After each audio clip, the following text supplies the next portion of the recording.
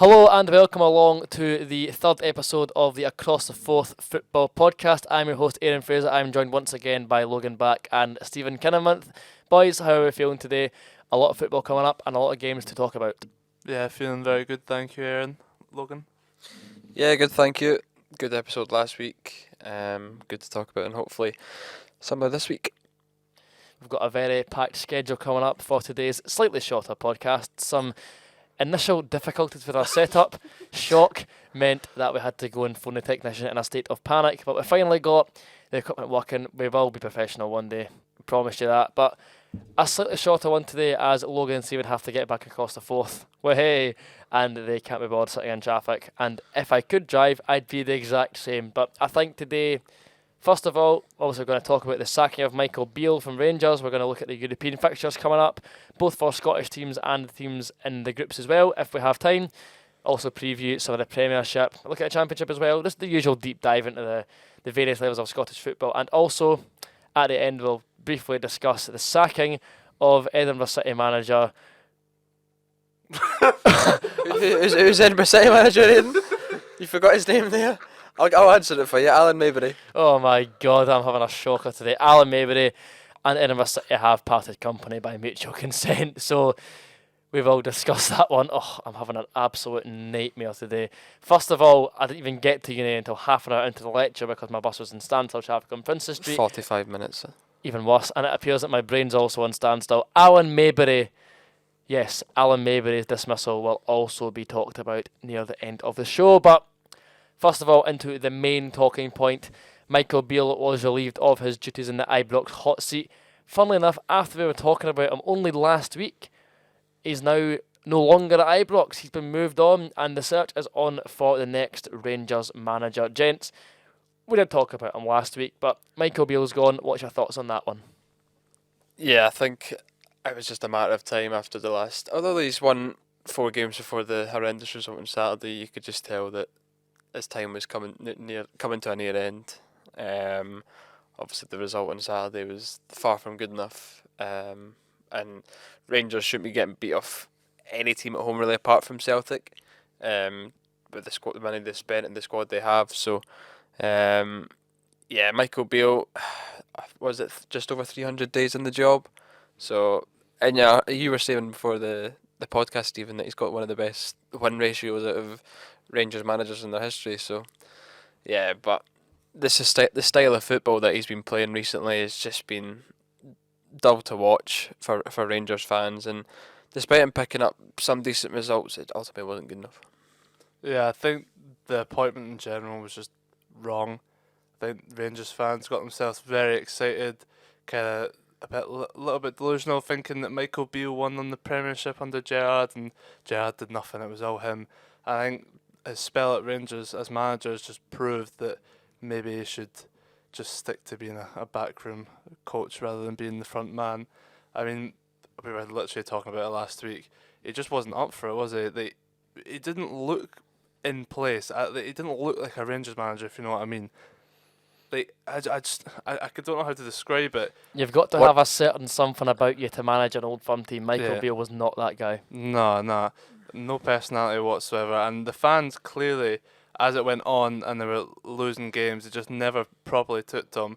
I mean, they booed them off last week after they won. They were on a four-game winning streak until they got beat off Aberdeen. So, from being the brains behind 55 to never wanted them anyway, it's just typical of the merry-go-round at Rangers Football Club. Like we did say it last week again, but they've got a tendency to hype up any new arrival, any new manager, and it just goes spectacularly wrong, and then it's just outrage all over again. There's news just coming out just now that Frank Lampard is holding talks or is open to the Rangers job. That would be a bit of an interesting one.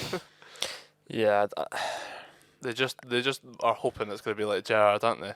They just hope it's going to be the exact same. No chance. we've seen what he's done at obviously Derby, Chelsea, Everton, and then back at Chelsea. But it's nothing special that from what he's done. You know, he didn't. You could arguably say, or he sometimes argues that Chelsea wouldn't have won the league or won the Champions League without him signing the players for Tuchel to. I can see you try to not laugh, Stephen, there, but It was just the fact that Derby he lost a playoff final and got given the Chelsea job. Like, he was so incredibly underqualified just because he's a Chelsea legend. It's like it's not even the scale of when Man United went for Ole Ole, Solskjaer. because he'd actually proven himself in the managerial game, and it kind of had some reasoning behind it. But Lampard was literally like, right, who are we going to go for? Right, we can go for him because we know he'll definitely jump at the chance to take it, and the Proper fans will get Chelsea. behind him. Exactly. I mean, his second spell at Chelsea was just a bit ludicrous. I don't really know why it happened. Was he not only caretaker the second time? Yeah. I thought so. But it was till the end of the season. It was for a wee while, and I mean, it just didn't make any sense whatsoever. that Chelsea team were still a mess. I mean, they still kind of are. They kind of got a good result last night, but ever since I think it was him, then Tuchel left. Him, Tuchel, and then it was Graham Potter. It's just been a mess at Chelsea after that. So I don't think you can judge him on his last Chelsea spell. I think the Everton spell was another one where he kind of just didn't really do much. I know Everton's not really done well recently, but again, he didn't succeed there. So, and Rangers need a guy that can win and knows how to win every week, knows how to win trophies, because that's what the fans want at the end of the day. I just don't think he should have took the Chelsea job the second time. I understand it would obviously be hard to turn down, but it was never ever going to go well, was it? Really? Money. Can't argue with that. And as you said, Chelsea got a good result the other night, much to the sadness of Domino's Pizza, who had a van parked outside Craven Cottage, detailing how long it had been since Chelsea last scored a Premier League goal, was it? Or last Premier League win? Yeah, it was last Premier League goal. They played well last night, but Mudryk scoring finally. Yeah. Good finish as well. £100 million later. Yeah, £100 million they get you a goal, and when did he sign? January, and it's now October, so Still very young though. I think he could go on to be a proper player. Now for our Premiership roundup, and first of all for Park, there was incredible late drama. Palmer scored the opening goal of the game on 87 minutes for Celtic before Blair Spittle hit back with a goal of his own on 90+5 before Matt O'Reilly stole the points for Celtic on 90+7. An absolutely crazy game. Goal was until 87 minutes, and then there was 3 goals, and typically late goals going in Celtic's favour. There was 2 pitch invasions, one for Motherwell's equaliser and then 1 minutes later for Celtic's eventual winner. Gents, it just shows how relentless Celtic are. Ange isn't here anymore, but I guess the saying is true, Celtic do never stop. yeah, it's another brilliant win for Celtic. Obviously Motherwell thought they were going to get a point. I didn't watch the game, but I think if they got the point, then they would have been obviously delighted with that. Taking any sort of point or draw away or result away from Celtic or the Old Firm in general is usually a brilliant result for sides like Motherwell. Yeah, but Celtic, as you say, they never stop. And Matt O'Reilly on the morning signed his new contract, which is a massive deal for Celtic, and then going on to score the winner must have been a brilliant day for him and a brilliant day for the club. Yeah, I think the game could have went either way, to be honest. Seeing some of the chances back, I think Motherwell had a couple good chances, Celtic the same. Obviously Motherwell scored the offside goal, which was, I mean, a bit debatable, but it just sums up Celtic, really, doesn't it? The fact that they just keep going and going and going, and they just are winners. Do you want to keep going on about offside goals this weekend, Stephen? Well, they drew the lines for this one, so that's fine. For context, Stephen's a Liverpool fan, so yeah, let's just say he wasn't too happy on Saturday night. I mean, not too happy is a bit of an understatement, but I mean, if anybody agrees with it, then be out with it. Yeah, VAR, it's just mental. I mean, the statement coming out after it as well, like significant human error. I'm sorry, but even like without the lines, it was so clear to see. That wasn't even the only one of the weekend either. The Brentford Nottingham Forest game, Don't know if you've seen it, but the keeper took out, I think it was Wissa. They should have had 2 penalties. Yeah, and that was a blatantly obvious foul, and I don't know how either the VAR or how VAR's not spotted it. And Vinicius in the Fulham Chelsea game last night backhanded or smacked Thiago Silva on the back of the head. Didn't get sent off for it, so it's just a bit ridiculous. Thiago Silva was away tweeting about that, saying it's not allowed in the UFC. No, it's ridiculous though, and people will come out and they'll complain and they'll say, "Oh, Liverpool, stop crying, just get over it. You lost the game, blah blah blah." But Liverpool are literally doing it for the benefit of the game, the benefit for the Premier League. If people don't start speaking up about it, then it's never going to change. And like Ange can come out and say, "Oh, people make errors. We just need to accept that." But see if Tottenham lose a game later on in the season to an error to the referee, I guarantee you he won't be coming out as nice as that. Exactly. Postecoglou, I'm sure he moaned about it when he was in Scotland as well. Exactly, unless it was in Celtic's favour, then he never spoke up about the refs. That's what just annoyed me. You have that platform to go out and speak the truth about it, but you're just sitting there waiting because it didn't happen to you. Another massive result at the weekend in the Premiership also occurred at Ibrox as Aberdeen ran out 3-1 winners in the game that ultimately spelled the end of Michael Beale's tenure in charge. A massive result for the Dons. They're cooking on gas after a pretty slow start to the season. Yeah, full credit to Barry Robson. I think he obviously went to Ibrox with a game plan to try and frustrate Rangers in the initial stages and then hit on the counter. And that's what they did. I was seeing really good things about Graham Shinney the past few weeks, how he's just been a leader in the centre of the park and just been brilliant for them. And yeah, they took their goals well as well. So I was thinking when it went 2-0 and then obviously Rangers got the man sent off, no chance of coming back when they obviously got the goal to make it 2-1 through Seema. You're thinking, oh, here we go, Rangers will get a penalty in the last minute. But Jack McKenzie, and I don't know if you've seen his celebration as well, forward row, brilliant. Yeah, it was a very, very good 3 points for Aberdeen, especially going into this month where obviously the Edinburgh Derby, Hibs got Rangers and Celtic, Hearts have got Rangers and Celtic, so this is a real chance for them to push on and really create a gap between other teams. More on the Edinburgh Derby later on. But speaking of Hearts, another big result away in Dingwall to Ross County. Alan Forrest's header, never thought I'd say that in my life, secured a massive 3 points in the road. I think the main thing for me with that game, I couldn't make the game, but I did catch up on the highlights and the reports and everything, so I'm all clued up, don't worry. I think the main thing was that Naismith has come under fire a lot for not making changes and certainly not at the right times. But in the last 2 games, 2 away games might I add, and Hearts very rarely win away from home. Now we're now up to 5 away wins this calendar year. I know I'm getting altitude sickness soon, but it's just proven in the last 2 games he's now capable of making match-winning changes. For a start, Alex Lowry comes on against Kilmarnock for a minute, scores the winning goal. And this game as well, Forrest comes on, Lowry comes on again, swings in the assist for the match-winning goal. Lowry's really come onto a game now. It's a shame he can't play at Hampden because obviously we've drawn Rangers, but Lowry is really coming into a game as an impact player, and I do think that he'll be knocking on the door of a starting space if he keeps up this run of form. Yeah, that ball was just quality for Forrest's header. I mean, it takes the real skill to be able to pick a player out like that, and it was it gave Hearts the 3 points in the end.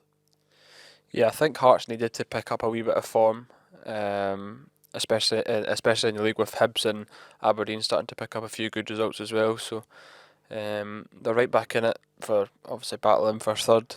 I mean, St Mirren's still in it as well, obviously. So yeah, another good win for Hearts, but the main focus is now on next weekend. St Mirren in like second place, it's like an elephant up a tree. You don't know how it got up there, but you know it won't stay there for long. Well, you don't know. You never know that because you don't know what will happen for Rangers in the next couple of months. Very true, very true. Yeah, I think Stephen Robinson's done a brilliant job there.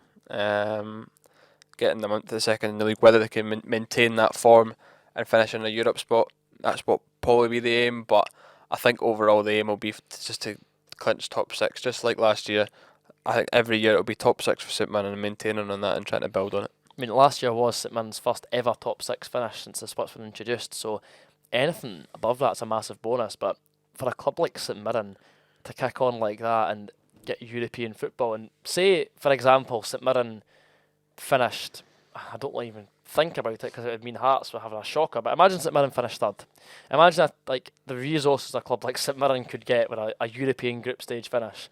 That would totally transform the club. Totally.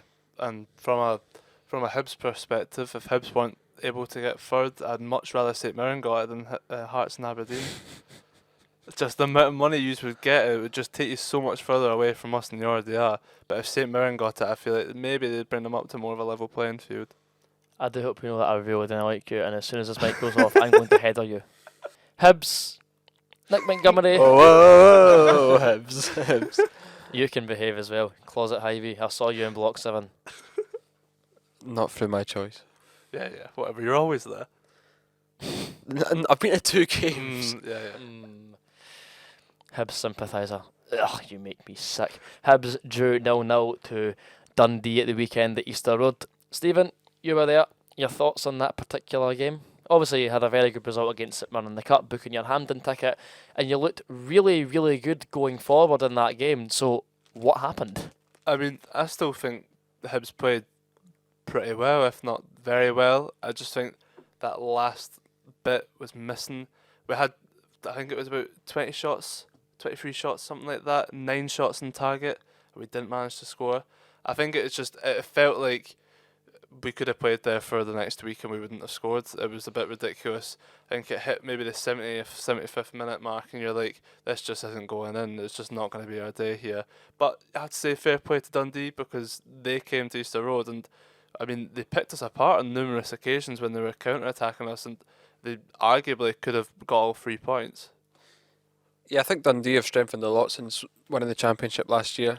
Obviously, Tony Dockett, he's never been a manager, but he's had a lot of assistant managerial experience under Derek McInnes. So, I think his aim will obviously be to keep Dundee up. But I was listening to his interview after the game, and he was delighted with the point at Easter Road. He'll be looking to obviously build on that now and try and get some more decent results like that. The basement battle between St Johnstone and Livingston ended 1 each at McDiarmid Park, a result that leaves Livingston in 10th place on 7 points and St Johnstone still rock bottom of the league with 3. How long do you think they'll give Stephen McLean?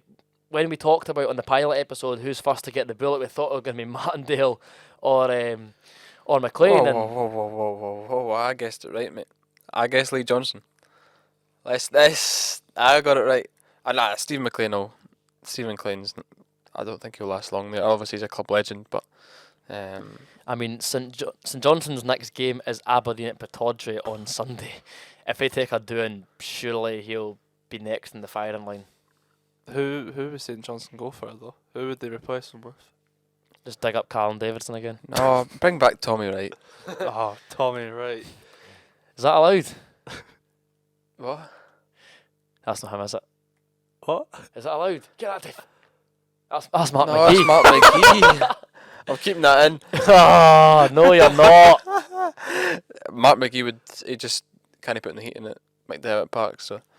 Just have it off for a while. Or he'll starve himself just to keep St Johnstone up.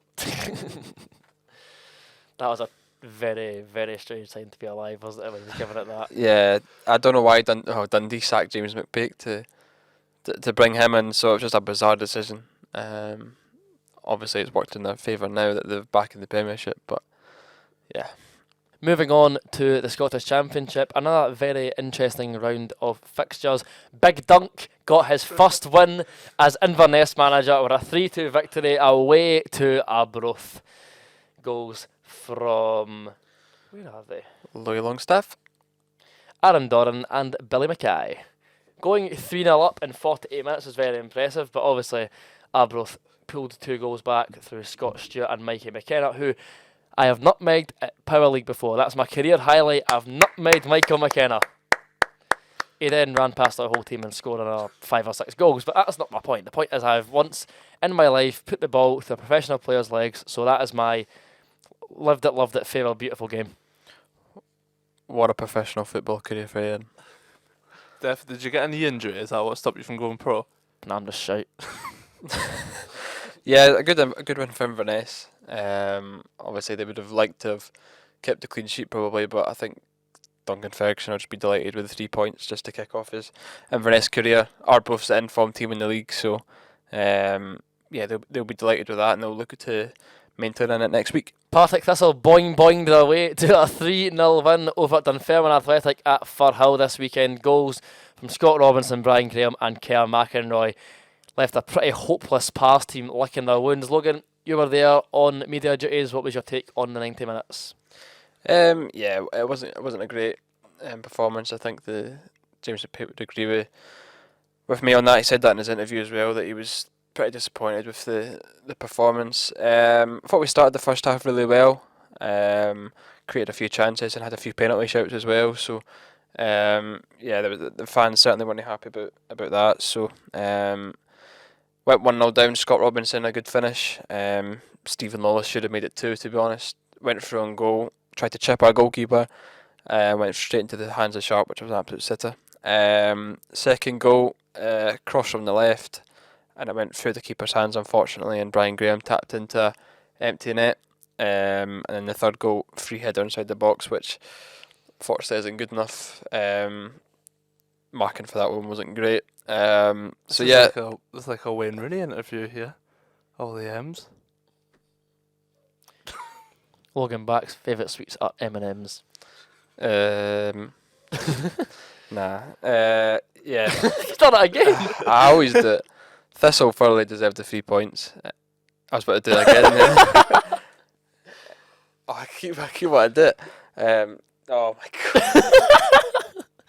I'll take over from here. I'll let you cover. Yeah, Thistle deserved it. A massive clash is set to take I'm going place. home.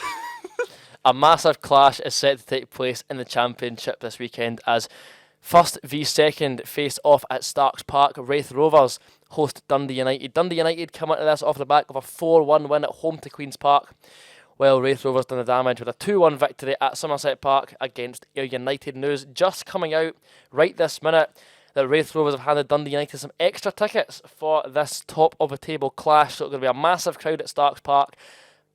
Good atmosphere, you'd hope, as well. Gents, your thoughts on the upcoming game in Scottish football's second tier? It's only October and we've already got a potentially season-defining game in Fife. Yeah, Dundee United obviously got a good result at home last week to Queen's Park, and Wraith Rovers got a good result last week to Ayr United. So both teams going into it with a bit of positivity. It's going to be a massive game at Starks Park. The Wraith Rovers are not a great result last week against Airdrie, but it was their first loss, so losses are going to happen. Same with Dundee United; they'll also lose eventually this season. A big miss for Dundee United will be Louis Moult, who's started the season really well after having loads of injury problems with the last few years. And I think it's kind of what he needed, just a season where he could score lots of goals and maybe a lesser league than what he's used to. But yeah, he'll be a big miss for Dundee United on Saturday, and Wraith Rovers will be certainly up for it with a big home crowd and big away supports. There should be a massive crowd at Starks Park. Yeah, I think it's good for the league, the fact that, I mean, many would have expected Dundee United to go down and just completely walk it. I still think they probably will win the league, and maybe a bit comfortably, but it's good at the start of the season that there's actually a little bit of a race going on. And why can't Wraith keep it going for the rest of the season? You never know, they could... What? You're not very happy with that, are you, Mr. Back? I would rather see Dundee United win the league, personally. I didn't say I'd rather Wraith won the league. I said it's good for the league that Wraith are challenging for Healthy it. competition, Logan. Nothing wrong with that. If Pars could be at that level and could be challenging Dundee United, then that would be better, but they're not there yet. I think once we get our injuries back, we'll be right back up there. I mean, I think both teams' aim will be the playoffs. If we get them in the playoffs, then I hope there's only one winner, but A long day at the office for you, that would be. Down to League One, and Falkirk scored the latest of late winners to get 3 points against Montrose in a real topsy-turvy affair at the Falkirk Stadium. Obviously went 1-0 down to Lions' goal just after half-time, but Gary Oliver pulled the game back to 1-0 on 62 minutes. And then the last quarter of the game was mental. Callum Morrison scored on 71 minutes to put Falkirk ahead before Webster for Montrose scored an 85th minute penalty and surely thought he'd grabbed a share of the spoils for the mighty Mo before Callum Morrison scored a 30-yard screamer on 90 plus 3 to hand the Bairns 3 points in what's up there for a shout of game of the season already. League One, it's looking pretty tasty. Obviously, the title race is mainly going to be between Falkirk and Hamilton Accies, who obviously face off this weekend. But for now, Falkirk do still sit top on goal difference alone, as both the top two both sit on 22 points. But gents, League One, now that we're a few games in, do you still reckon it's going to be Falkirk or Hamilton who lift the league trophy? Yeah, both teams are flying at the moment. I think there's like a 10-point gap between first, second, Falkirk and Hamilton in third place. So, yeah, it's going to be a brilliant game next Saturday. Falkirk put up a thing on Twitter this morning saying that they're trying to aim for 5,000 tickets, which is brilliant for a League One match. So, Accies will go into it in a lot of momentum as well. They picked up a good result on Friday night against Annan. I believe it was 4-0 that they won. So, yeah, they're... It was 5-0 actually. 5-0, sorry. Their biggest winning margin since beating Motherwell in the Lanarkshire Derby in 2015.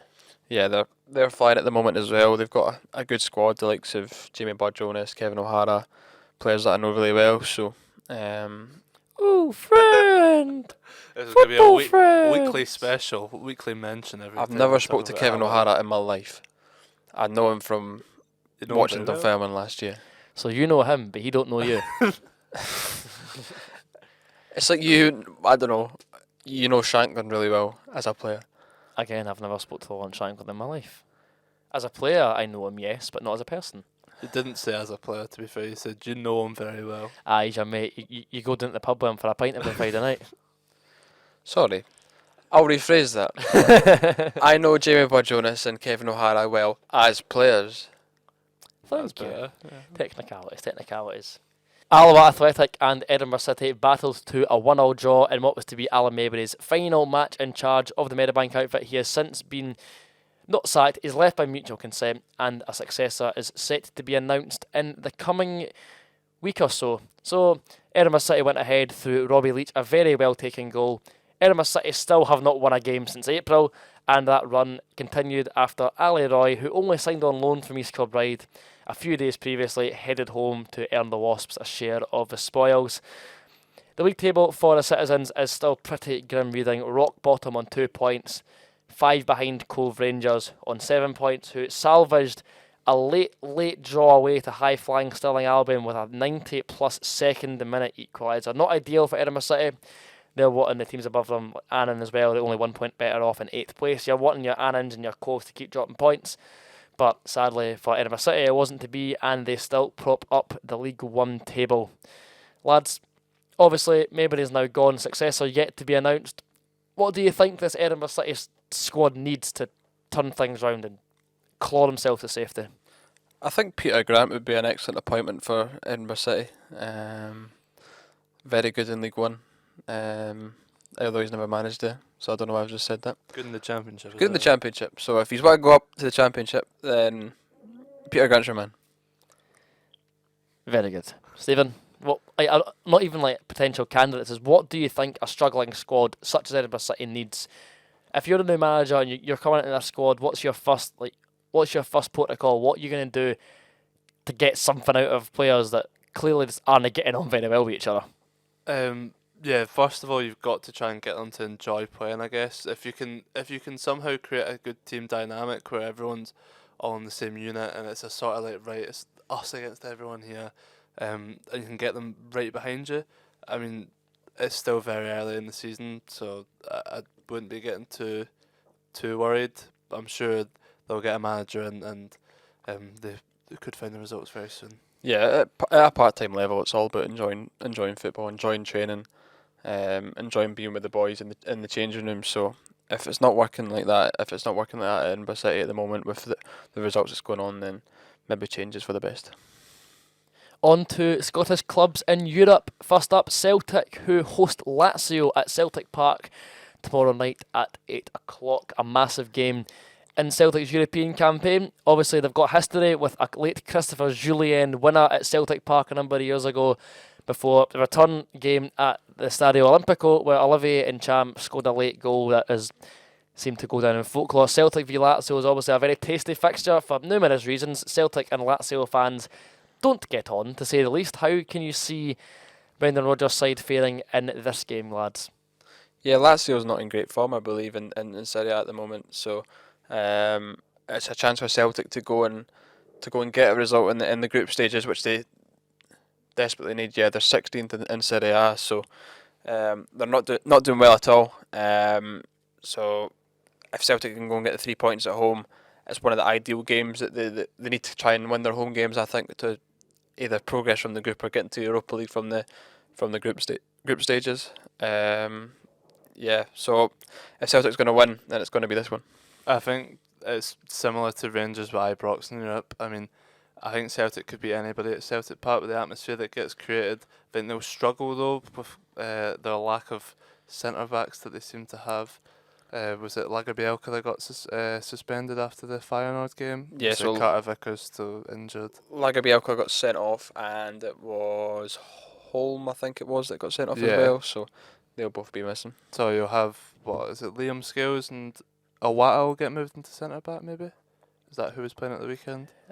I'd imagine so. Either way, they're still very short. They need these players to come back quickly. That is, I mean, Lazio have got Ciro Immobile up front, who's one of the best strikers in the world. So Scales and whoever else is next to him will have a busy night, I'm sure. But I'm sure Celtic can cause Lazio's defence a lot of problems. Their attack's quality, so we'll see how it ends. Rangers next up, and they are playing away to Aris Limassol, who are currently sitting in third place in the group on no points after an opening day defeat to Sparta Prague of the Czech Republic. Obviously, Rangers have their manager list for now. The interim management team of Stephen Davis and Alex Ray will be taking on this European fixture.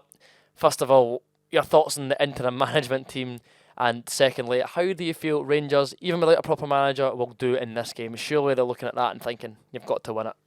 I mean, they came out and said that the interim group will be there for as long as necessary until they get the right appointment, but surely they'll be hoping to get a new manager in an international break if they've already let go of Michael Beale. I think it's a bit strange, the route that they've went down, but I mean, as I say, if it's only for 1 or 2 games, it's not really that too big of a deal. The players will be up for it if they want to come out and show the fans what they're about, and not just hide away after the current pressure they've been under. Then I'm sure they can go away to Cyprus and get 3 points.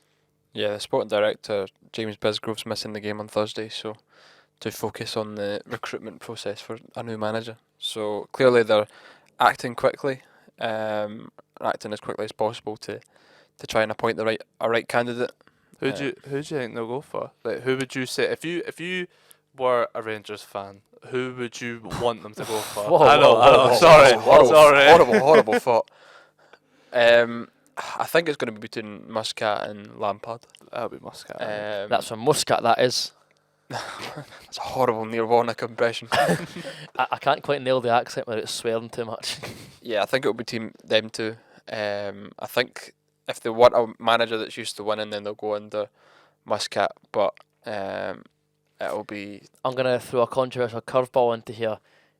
I know it's not quite the same degree, but Muscat, another ex-Rangers player or someone who's been involved at Rangers at the past, surely they're better getting somebody in who's got no ties to Rangers, who doesn't have any sentimentality behind it, or is there to win, because obviously Michael Beale was, again, the brains behind 55. He had previous involvement. Sure, you're better having a clean slate. I do rate Muscat. I think he'd be a very good manager, and to be fair, I think he is likely to get the job, but I'm just trying to be hypothetical here. I'm just saying, as a Rangers fan, would you be thinking you want somebody who's got no prior involvement with the club? Because that's not really... Obviously, they had Gio van Bronckhorst, they've had Michael Beale, their last few appointments have already been ex-Rangers men, so surely it's about time they started looking elsewhere apart from former players. if I was a Rangers fan, I'm sure they'll all be getting excited, and as soon as any manager comes in, they'll think that they might go and win the league this season. Maybe win both cups as well. But no, I don't think they'll be too focused on that, to be honest. I think they're kind of hoping with the route that Celtic went down with Postecoglou, and it certainly worked. That if they go down a similar route, then they'll reap the rewards as well. He only really played 22 games, or he only played 22 games for Rangers, so he wasn't there that long. Wasn't really used to, obviously, any coaching. Michael Beale was involved with the coaching, and obviously as a manager, but Muscat was only there for a year or so before Alan Hutton started to break through, I think it was. So he wasn't there for too long. I don't think he would be like Van Bronckhorst, who was there for years, Beale, who was there for a few years as well, who knows the club. Obviously, you'll know briefly about how the club runs and the winning mentality and things like that, but I don't think lack thereof. Aye, true. But I don't think he'll be. What's the word? He'll not be too like overawed, I don't think. Yeah, aye. And finally, the last Scottish team featuring in Europe is, of course, Aberdeen, who are at home to HJK in the UEFA Europa Conference League. Having a quick look at the table, they do sit above Aberdeen, but again, that's only on goal difference. HJK are third, Aberdeen are fourth, and they're both looking for their first wins of the group stage. Can you see Aberdeen? I reckon they've really got to make Pittodrie a fortress if they stand any chance of getting out of this group, which I think is very difficult, especially since they've got PAOK, who I'm sadly very familiar with, and Eintracht Frankfurt to contend with. I don't think Aberdeen will get out of this group at all, but if they stand any chance, HJK, of the other teams they've got to play, they're the weakest. So your home game against a team who you stand a chance of winning against, ideally you want to win it. Can you see the Dons pulling off a famous European result? Yeah, as you said, it's probably the most winnable game of the group. They did play reasonably well against Frankfurt, got a decent result, albeit they did get beat. So, HJK at home on Thursday, it's a chance for Barry Robson to kind of make a statement in Europe and say that they're obviously looking to progress from the group, and this is probably their best chance of getting 3 points. On to next weekend's fixtures, and it's a big one. It's the first Edinburgh Derby of the season, a massive game already in both clubs' campaigns. Hearts do currently sit fourth on 10 points, whereas Hibs are in sixth on 8.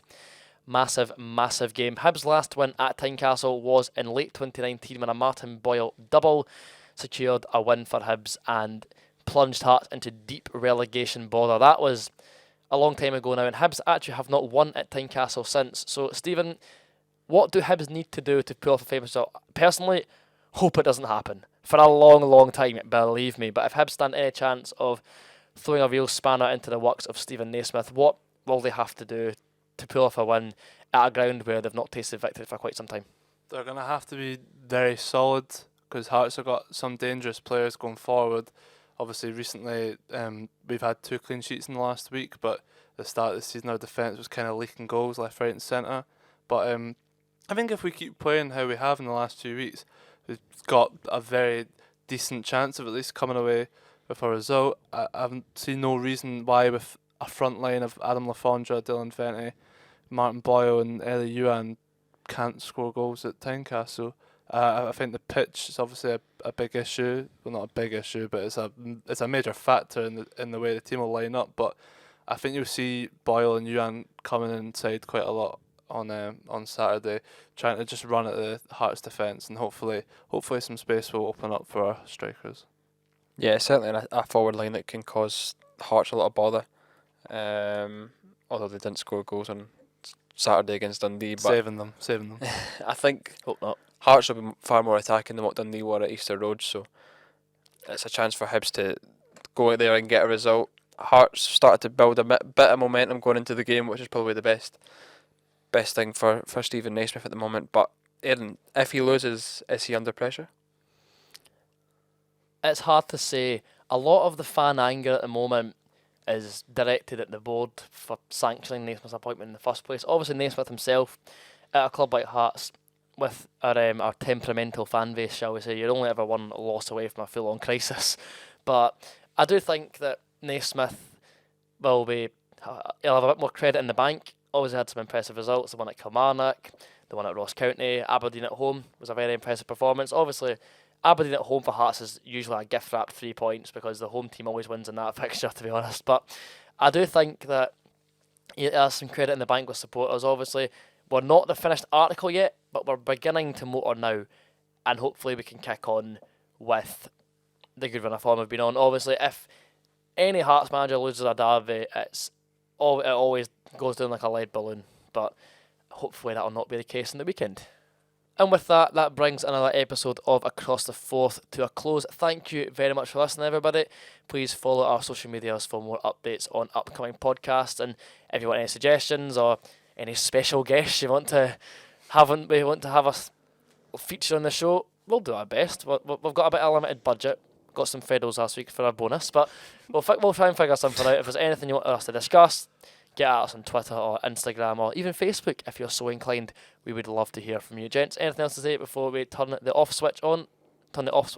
The what? Sorry. We're doing this again. No, it's fine. Yeah, thanks for listening. The support in the first few episodes has been really good, so thanks again. Yeah, thank you. Cheers. Until next time, we will see you for more very soon. But until then, take care and bye for now.